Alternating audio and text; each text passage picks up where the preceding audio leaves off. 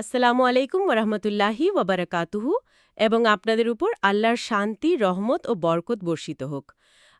একবার ভেবে দেখুন তো, হুম। যদি এমন হতো যে আজকে আপনার করা প্রতিটি ক্ষুদ্র কাজ, প্রতিটি গোপন চিন্তা, মানে এমনকি কাউকে দেয়া সামান্য একটা হাসিরও একেবারে পুঙ্খানুপুঙ্খ অডিট বা হিসাব দিতে হয়, তাহলে আজকের সকালের শুরুটা কি একটু অন্যরকম হতো? নিশ্চয়ই অন্যরকম হতো। তাই না? আমাদের প্রতিদিনের সিদ্ধান্তগুলোই হয়তো পাল্টে যেত। তো যারা শুনছেন তাদের সবাইকে আজকের এই গভীর আলোচনায় স্বাগত জানাই। আজ আমরা ঠিক এই প্রশ্নটা নিয়েই কথা বলবো। চমৎকার একটা বিষয়। হ্যাঁ, আমাদের আজকের আলোচনার কেন্দ্রবিন্দু হল মক্কায় অবতীর্ণ অত্যন্ত তাৎপর্যপূর্ণ একটি সূরা, সূরা আল আরাফ। আর আমরা এই সূরার প্রথম থেকে শেষ আয়াত পর্যন্ত একেবারে আয়াতের ক্রমিক বিন্যাস অনুসারে এগোবো। এবং এটা কিন্তু কোনো সাধারণ তাত্ত্বিক সারসংক্ষেপ নয়। একদমই না, বরং এই প্রাচীন ওহী থেকে আমরা মনস্তত্ত্ব, সমাজবিজ্ঞান এবং আমাদের আধুনিক জীবনে টিকে থাকার কিছু বাস্তব গাইডলাইন বা লেসন বের করে আনব। Life lessons. ঠিক। তো শুরুতেই এই যে জবাবদিহিতার ভয়ঙ্কর এক ধারণার কথা বললাম, সূরার একেবারে প্রথম দিকের আয়াতেই তো এর একটা বড় ধাক্কা দেওয়া হয়েছে, তাই না? একদম শুরুতে আসলে সূরা আল আরাফের ১ থেকে ১০ নম্বর আয়াতে মূলত ওহীর জ্ঞানতত্ত্ব এবং চূড়ান্ত জবাবদিহিতার ভিত্তিটা স্থাপন করা হয়েছে। ওকে। এই আয়াতগুলো বিশ্বাসীদেরকে সত্যের পথে অবিচল থাকতে নির্দেশ দেয়। তবে এখানে একটা খুব সূক্ষ্ম মনস্তাত্ত্বিক ব্যাপার আছে। সেটা কিরকম? আয়াতে হারাজুন বা অন্তরের এক ধরনের সংকোচ বা মানসিক দ্বিধার কথা বলা হয়েছে। ধরুন, সমাজ যখন কোনো সত্যকে গ্রহণ করতে চায় না বা উপহাস করে, তখন তো মানুষ ভয় পায়। ঠিক তখন মানুষের মনে একটা মানসিক প্যারালাইসিস বা সংকোচ তৈরি হয়। কিন্তু এই আয়াতগুলো জোরালোভাবে বলছে কোনো ধরনের হারাজুন ছাড়াই যেন সত্যকে ধারণ করা হয়। কিন্তু এই মানসিক জোরটা কোত্থেকে আসবে? আসবে সেই চূড়ান্ত জবাবদিহিতার চেতনা থেকে। পূর্ববর্তী ধ্বংসপ্রাপ্ত সভ্যতাগুলোর উদাহরণ টেনে এখানে বলা হয়েছে একদিন বিচারকের সামনে প্রতিটি কাজের পুঙ্খানুপুঙ্খ হিসাব দিতেই হবে। দাঁড়ান, একটু বুঝতে সময় দিন। মানে আপনি বলছেন যে সমাজের ভয়ে যে সংকোচ তৈরি হয়, তার ওষুধ হল আরও বড় কোনো জবাবদিহিতার ভয়। হ্যাঁ, অনেকটা সেরকমই। এটাকে যদি আমি আধুনিক যুগের সাথে মেলাই, ধরুন বর্তমানের এই ক্যান্সেল কালচার বা সোশ্যাল মিডিয়া ট্রল হওয়ার ভয়। একদম নিখুঁত উদাহরণ। মানুষ এখন সত্য বলতে বা নিজের বিশ্বাস প্রকাশ করতে সবচেয়ে বেশি ভয় পায় এই ভেবে যে সমাজ তাকে একঘরে করে দেবে। হ্যাঁ, তো এই যে একটা প্রবল সামাজিক চাপ, এই আয়াতগুলো ঠিক কিভাবে আমাদের সেই মানসিক দুর্বলতা কাটাতে সাহায্য করে? মানে মেকানিজমটা আসলে কি? মেকানিজমটা খুবই চমৎকার এবং এটা পুরোপুরি মানুষের সাইকোলজির সাথে যুক্ত। আচ্ছা। যখন মানুষের ভেতরে এই বিশ্বাসটা গভীরভাবে গেঁথে যায় যে তাকে চূড়ান্তভাবে কেবল তার স্রষ্টার কাছেই জবাবদিহি করতে হবে, তখন তার ব্রেন অন্য মানুষের উপহাস বা এই ক্যান্সেল কালচারের ভয়কে আর গুরুত্ব দেয় না। ওয়াও! মানুষের বিচারের ভয়ে তখন স্রষ্টার বিচারের বাস্তবতার সামনে একেবারে তুচ্ছ বা ইনভ্যালিড হয়ে যায়। আপনি যখন জানেন যে সর্বোচ্চ আদালতের বিচারক আপনার পক্ষে আছেন, তখন রাস্তার মোড়ের কোনো সমালোচককে আপনার আর ভয় পাওয়ার কথা নয়, তাই না? এটা দারুণ বলেছেন। আর এই জবাবদিহিতার সূত্র ধরেই কিন্তু পরবর্তী অংশে, মানে ১১ থেকে ২৫ নম্বর আয়াতে, আমরা মহাবিশ্বের প্রথম অবাধ্যতার ঘটনাটা দেখতে পাই। আচ্ছা। আর এই ঘটনার মূল চরিত্র হল সেই সত্তা যে সর্বপ্রথম এই জবাবদিহিতা অস্বীকার করেছিল, ইবলিস। ও, ইবলিস বা শয়তানের এই ঘটনা তো আমরা সবাই কম বেশি জানি। তাকে আদমকে সিজদা করতে বলা হয়েছিল, কিন্তু সে করেনি। হ্যাঁ, কিন্তু এখানে আমার একটা প্রশ্ন আছে। আমরা তো এটাকে শুধু একটা সাধারণ অবাধ্যতার গল্প হিসেবেই পড়ে এসেছি ছোটবেলা থেকে। হ্যাঁ, সাধারণত সেভাবেই বলা হয়। তাহলে এর ভেতরে মনস্তাত্ত্বিক বা সমাজতাত্ত্বিক নতুন কি দৃষ্টিভঙ্গি আছে যা আমাদের আজকের জীবনের জন্য প্রাসঙ্গিক? আমরা যদি ইবলিসের অবাধ্যতার পেছনের যুক্তিটা একটু বিশ্লেষণ করি, তাহলেই উত্তরটা পেয়ে যাব। তার যুক্তিটা কি ছিল? ইবলিস যখন আদমকে সম্মান জানাতে অস্বীকার করল, তার যুক্তি ছিল, আমি আগুনের তৈরি আর সে মাটির তৈরি। উপাদানগত একটা অহংকার। ঠিক। এই যে কেব্র বা অহংকারের জন্ম, এর ভেতরের অ্যানাটমিটা একটু খেয়াল করুন। ইবলিসের এই আগুন বনাম মাটির যুক্তি কিন্তু মূলত মহাবিশ্বের প্রথম বর্ণবাদ বা রেসিজমের ভিত্তি। মাই গড! মানে ফার্স্ট রেসিজম। একদম। নিজেকে জন্মগত বা উপাদানগতভাবে অন্যের চেয়ে শ্রেষ্ঠ ভাবার যে ব্যাধি, তার শুরু ঠিক এখান থেকেই। এটা তো একটা মারাত্মক ক্লাসিজমও বটে। অবশ্যই। অহংকার কিভাবে একজন সত্তার বুদ্ধিমত্তাকে একেবারে অন্ধ করে দেয়, এটা তার সবচেয়ে বড় প্রমাণ। সে সৃষ্টার সরাসরি আদেশকে নিজের মন গড়া লজিক দিয়ে বাতিল করে দিল। হুম। আর এর ঠিক বিপরীতে আমরা দেখতে পাই আদম ও হাওয়া আলাইহিসসালামের আচরণ। ও হাওয়া আলাইসালাম ও তো ভুল করেছিলেন। করেছিলেন। তারাও তো নিষিদ্ধ গাছের ফল খেয়েছিলেন। তাহলে ইবলিসের অবাধ্যতা আর তাদের ভুলের মধ্যে পার্থক্যটা কোথায় দাঁড়ালো? খুব সুন্দর প্রশ্ন। পার্থক্যটা হলো তওবা বা অনুশোচনার প্রোটোকলে। আচ্ছা। আদম ও হাওয়া আলাইহিসসালাম যখন ভুল করলেন, তারা কিন্তু ইবলিসের মতো অহংকার করেননি। তারা বলেননি যে শয়তান আমাদের ধোঁকা দিয়েছে, তাই আমাদের কোনো দোষ নেই। বা তুমি কেন ওই গাছটা ওখানে রাখলে, এমনটাও টালেন না। ঠিক। তারা সম্পূর্ণ দায়ভার নিজেদের কাঁধে নিয়েছিলেন। তারা ভুল স্বীকার করেছিলেন এবং তাৎক্ষণিক তওবা করেছিলেন। হুম। অর্থাৎ নিজের কাজের দায়ভার নিজের কাঁধে নেওয়ার যে মানসিকতা, সেটাই তাদের ইবলিস থেকে আলাদা করেছে। এটা সত্যি ভাবার মতো একটা ব্যাপার। মানে ভেবে দেখুন, ইতিহাসের প্রথম পাপটি কিন্তু কেবল একটা আইন ভাঙার বিষয় ছিল না, সেটি ছিল মূলত সিস্টেমিক প্রেজুডিস বা কাঠামোগত বৈষম্য। একদম তাই। উপাদান দিয়ে শ্রেষ্ঠত্ব বিচার করা। আর অন্যদিকে আদম ও হাওয়া আলাইহিসসালাম আমাদের শেখালেন যে চরম দুর্বলতার মুহূর্তেও অন্যের ঘাড়ে দোষ না চাপিয়ে কিভাবে নিজের কাজের সম্পূর্ণ দায়িত্ব নিতে হয়। ঠিক। আর এই ঘটনার পর্যায়ক্রমেই জান্নাতে আদম ও হাওয়ার পোশাক হারানোর ঘটনার সূত্র ধরে ২৬ থেকে ৩৪ নম্বর আরাতে আমরা আধ্যাত্মিক এবং বাহ্যিক পোশাকের একটা চমৎকার তুলনা পাই। পোশাকের তুলনা। হ্যাঁ, এখানে লিবাসুত তাকওয়া বা তাকওয়ার পোশাকের ধারণাটি অত্যন্ত সুন্দরভাবে ব্যাখ্যা করা হয়েছে। আচ্ছা, তাকওয়ার পোশাক। বলা হয়েছে যে মানুষকে বাহ্যিক পোশাক দেওয়া হয়েছে তার দেহ ঢাকার জন্য এবং সৌন্দর্যের জন্য, কিন্তু সবচেয়ে উত্তম পোশাক হল তাকওয়ার পোশাক, যা আত্মাকে কলুষিত হওয়া থেকে রক্ষা করে। মানে ভেতরের পোশাক। ঠিক। হৃদয় যদি নৈতিকভাবে দেউলিয়া হয়, তবে বাইরের দামি পোশাক কোনো কাজেই আসে না। এখানেই শেষ নয়, এই আয়াতগুলোতে ইসরাফ বা মাত্রাতিরিক্ত অপচয় এবং ভোজন বিলাসের বিরুদ্ধেও সতর্কবার্তা দেওয়া হয়েছে। আচ্ছা। বলা হয়েছে খাও এবং পান করো, কিন্তু অপচয় করো না। আমি যদি একটু আধুনিক প্রেক্ষাপটে চিন্তা করি, এই বিষয়টা কিন্তু আজকের দুনিয়ার সাথে মারাত্মকভাবে প্রাসঙ্গিক। কিভাবে? এই যে আমরা এখন ফাস্ট ফ্যাশনের যুগে বাস করছি, মানুষের বাহ্যিক সৌন্দর্য বা ব্র্যান্ডের পোশাক নিয়ে যে চরম মোহ, তা তো এই দস্তুবাদেরই চরম রূপ। একদম ঠিক বলেছেন। কিন্তু এখানে আমার একটা খটকা লাগছে। বলুন। আপনি বললেন ইসরাফ বা অতিরিক্ত ভোগবাদের কথা। বেশি খেলে বা বেশি জামাকাপড় কিনলে আধ্যাত্মিকতার কি ক্ষতি হয়? মেকানিজমটা কি এখানে?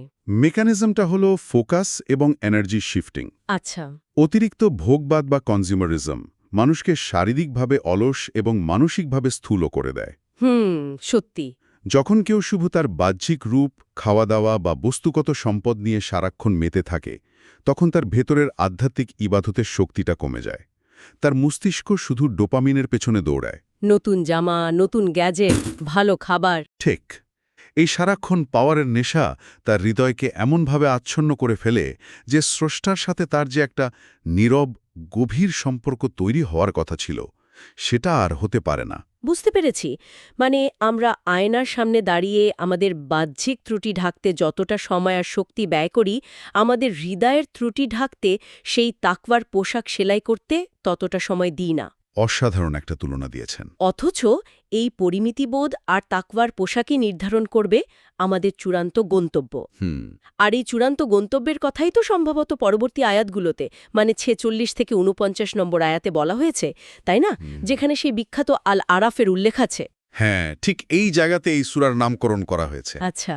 আল আরাফ হল জান্নাত এবং জাহান্নামের মাঝখানে অবস্থিত একটি উচ্চস্থান।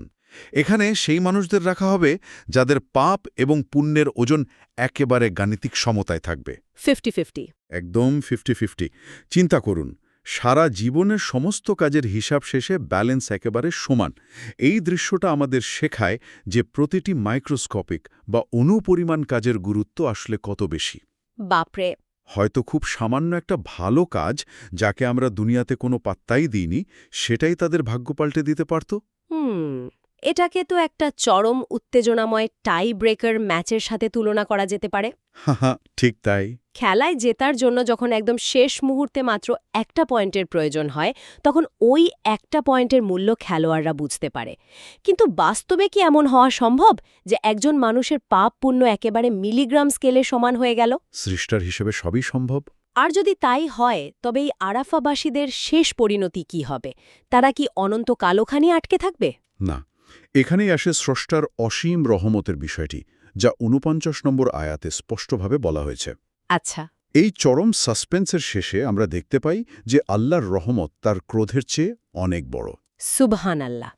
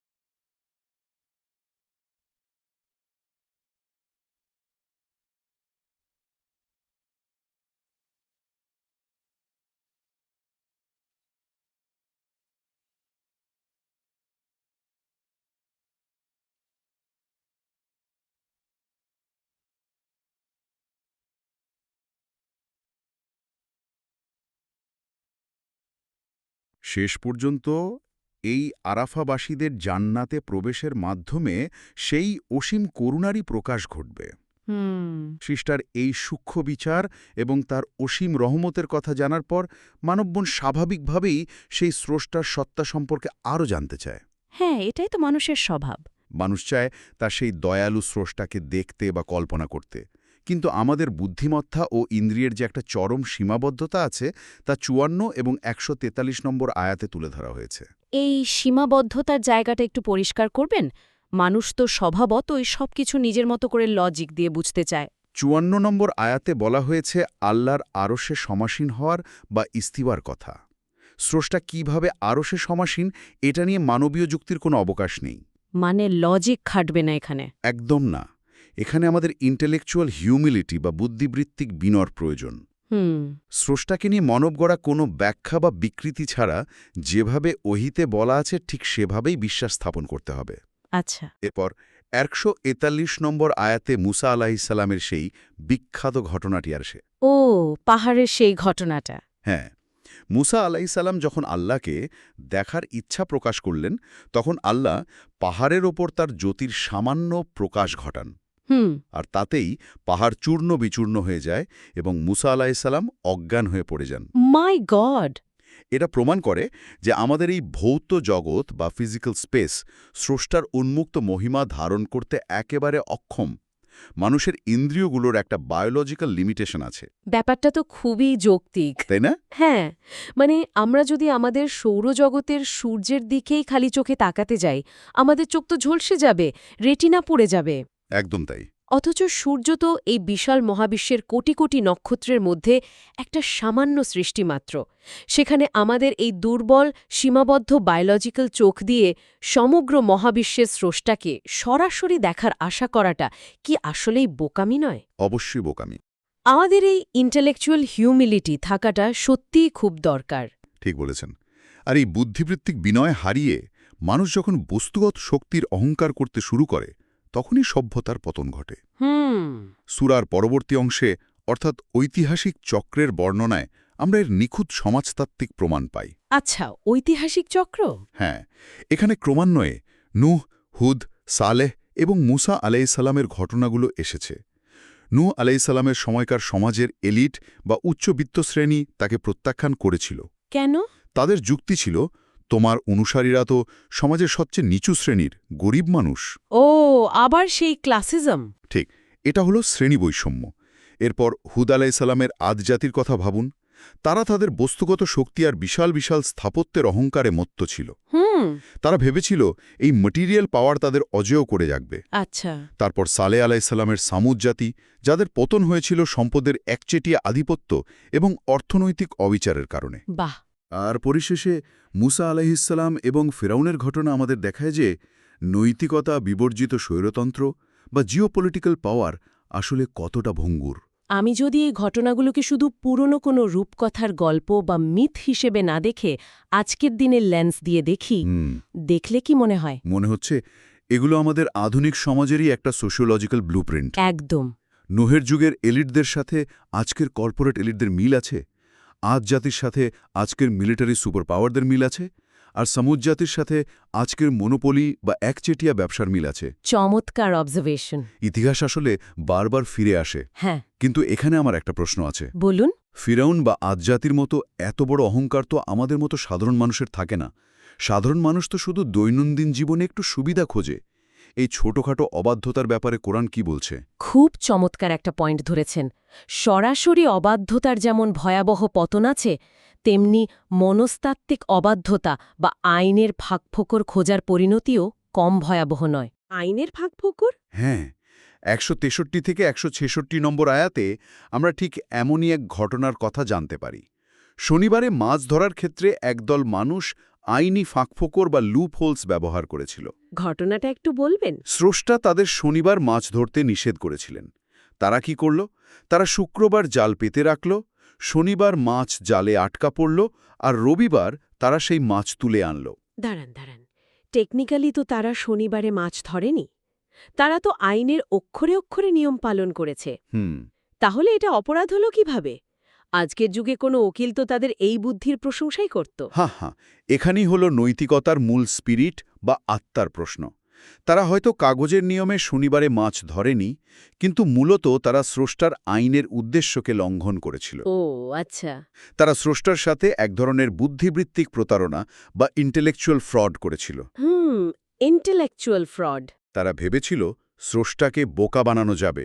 এই মানসিক প্রতারণার ফলে তাদের চরম আত্মিক অবক্ষয় ঘটেছিল, এবং কোরআন বলছে ঐতিহাসিকভাবে তাদের বানরে পরিণত করা হয়েছিল।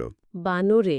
হ্যাঁ, বানর যেমন মানুষের মতো দেখতে হলেও তার ভেতরে কোনো উচ্চতর নৈতিকতা বোধ বা হায়ার রিজনিং নেই, এই মানুষগুলো যখন তাদের নৈতিকতাবোধ বিসর্জন দিয়ে কেবল প্রবৃত্তি আর লোভের বশে কাজ করেছিল, তখন তাদের সেই বাহ্যিক হোপান্তর তাদের ভেতরের আত্মিক অবস্থারই প্রতিফলন ছিল।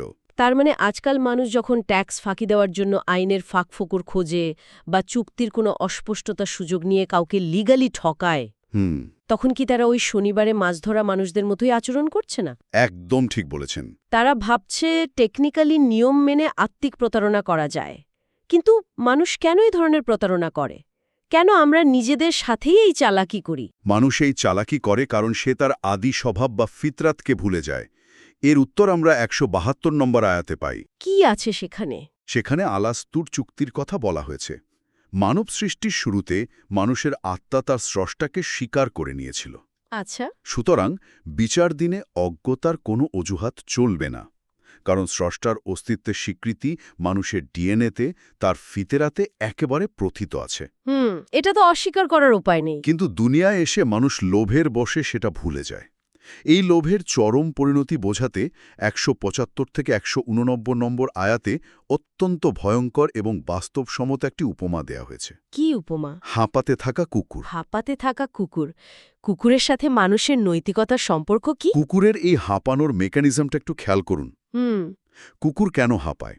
সে যখন খুব পরিশ্রান্ত থাকে তখন হাঁপায়, আবার যখন শান্ত হয়ে ছায়ায় বসে থাকে তখনও সে জিভ বের করে হাঁপায়। হ্যাঁ, ঠিক। তার মানে তার ভেতরে তাপ নিয়ন্ত্রণের থার্মোস্ট্যাট নষ্ট হয়ে যায়। এই আয়াতে মূলত সেই সব আলেম বা জ্ঞানীদের কথা বলা হয়েছে যারা পার্থিব লাভ, রাজনৈতিক ক্ষমতা বা সম্পদের জন্য নিজেদের জ্ঞানকে বিক্রি করে দেয়। ও মাই গড! তাদের অন্তর প্রচণ্ড লোভে এমনভাবে আক্রান্ত হয় যে তাদের ভেতরের আধ্যাত্মিক থার্মোস্ট্যাট নষ্ট হয়ে যায়।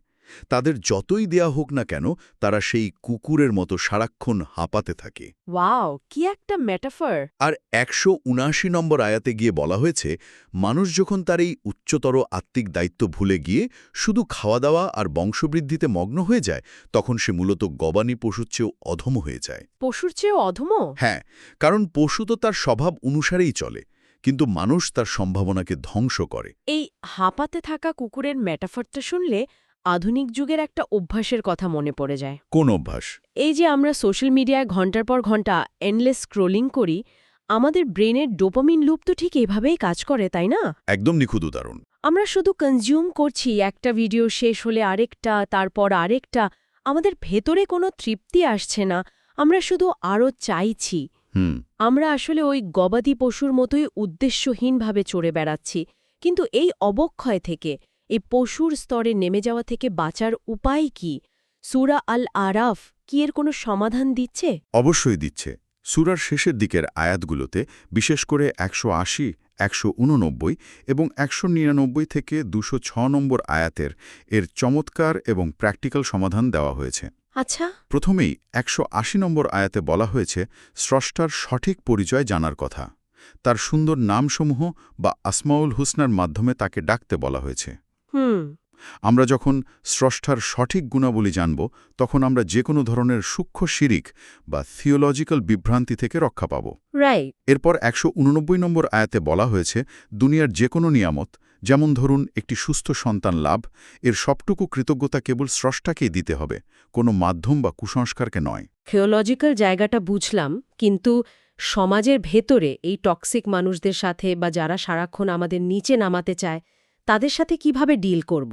এর কি কোনো গাইডলাইন আছে? ঠিক এটাই ১৯৯ নম্বর আয়াতে বলা হয়েছে। এখানে নবীদের সামাজিক আচরণের ৩ স্তরের এক অসামান্য ইশতেহার বা ম্যানিফেস্টো দেওয়া হয়েছে। ৩ স্তরের ম্যানিফেস্টো? হ্যাঁ। ১. মানুষকে ক্ষমা করা বা ছাড় দেওয়া। ২. সৎ কাজের আদেশ দেওয়া। এবং ৩. মূর্খদের থেকে নিজেকে সরিয়ে নেওয়া বা এড়িয়ে চলা। সব শেষে শয়তানের প্ররোচনা বা রাগের মুহূর্তে আল্লাহর আশ্রয় নেওয়ার কথা বলা হয়েছে এবং কোরআন তেলাওয়াতের সময় নীরব ও মনোযোগী হওয়ার নির্দেশ দিয়ে এই সূরাটি সমাপ্ত হয়েছে। এই যে ৩ স্তরের কথা বললেন, এর মধ্যে শেষেরটা, মানে মূর্খদের থেকে নিজেকে সরিয়ে নেওয়া, এটা আমার কাছে একটা মাস্টার স্ট্রোক মনে হয়েছে। তাই না? হ্যাঁ, এটাকে আমি বলি ক্যালকুলেটেড ডিসএঙ্গেজমেন্ট। সবসময় সব তর্কে জেতার দরকার নেই। একদম। ইন্টারনেট ট্রল বা টক্সিক মানুষদের সাথে তর্ক করে নিজের আধ্যাত্মিক এনার্জি নষ্ট করার চেয়ে তাদের এড়িয়ে চলাটাই নিজের মানসিক প্রশান্তি রক্ষার সেরা উপায়। একদম ঠিক কথা। তাহলে আজকের এই দীর্ঘ এবং গভীর আলোচনার সারসংক্ষেপ যদি আমরা টানি, তবে ৩টি মূল বিষয় স্পষ্ট হয়ে ওঠে। চলুন একটু সামারাইজ করি। প্রথমত, চূড়ান্ত জবাবদিহিতাই হল নৈতিকতার একমাত্র ভিত্তি। তাকওয়া ছাড়া জন্মগত বা সামাজিক কোনো শ্রেষ্ঠত্বই টিকবে না, যা আমরা ইবলিস এবং আদমের ঘটনায় দেখেছি। রাইট। দ্বিতীয়ত, চরিত্র ছাড়া শুধু জ্ঞান থাকাই যথেষ্ট নয়। দুনিয়ার লোভ কিভাবে জ্ঞানীদের পশুর চেয়েও অধম করে দেয়, তা আমরা শনিবারের সীমালঙ্ঘনকারী এবং ওই হাঁপাতে থাকা কুকুরের উপমা থেকে শিখেছি। আর তৃতীয়ত, স্রষ্টার সামনে পরম বিনয়ী হতে হবে। আমাদের বুদ্ধিমত্তা এবং ইন্দ্রিয়ের যে চরম সীমাবদ্ধতা রয়েছে, তা মেনে নিয়ে ওহির কাছে আত্মসমর্পণ করাটাই হলো সবচেয়ে বড় প্রজ্ঞা। আজকের এই আলোচনা আসলে আমাদের অনেকগুলো বদ্ধমূল ধারণাকে নাড়িয়ে দিয়েছে। আশা করি যারা শুনছেন তারাও এই আয়াতগুলোর ভেতরের গভীর মনস্তত্ত্বটা ধরতে পেরেছেন। ইনশাআল্লাহ। যারা শুনছেন তাদের সবার ভাবনার জন্য আমি শেষ একটা প্রশ্ন রেখে যেতে চাই, যা হয়তো আগামী কয়েকদিন আপনাদের চিন্তার জগতে ঘোরাফেরা করবে। বলুন। একবার ভেবে দেখুন তো, আজ রাতে যদি আমাদের অন্তরের আসল অবস্থাটা, আমাদের গোপন চিন্তার সেই রূপটা লিবাসুত তাকওয়া বা তাকওয়ার পোশাক হিসাবে আমাদের শরীরের বাইরে দৃশ্যমান হয়ে যেত, সবাই দেখতে পেত, বাপরে, তাহলে আগামীকাল সকাল থেকে আমরা আমাদের ছোট ছোট কাজগুলোকে কতটা পরিবর্তন করে ফেলতাম। জাযাকাল্লাহু খায়র। আল্লাহ আপনাকে উত্তম প্রতিদান দিন আমাদের কথা শোনার জন্য, আপনার মূল্যবান সময় ব্যয় করার জন্য।